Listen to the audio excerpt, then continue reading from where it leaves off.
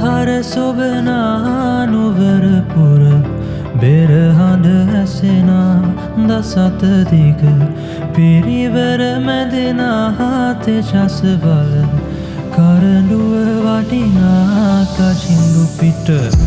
එළනාද ඇසුණු කම්පිනා මෙවන් රුසිරාත්ම වන්විත දුටුමාන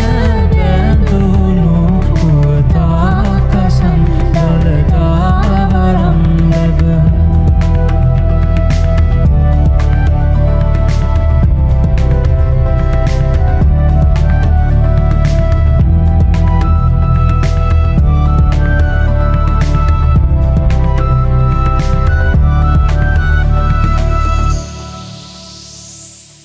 එළලක් දිවමිනි කිරුළම වන්නු හස්තිකුලේ මුදවා පොවිලංගු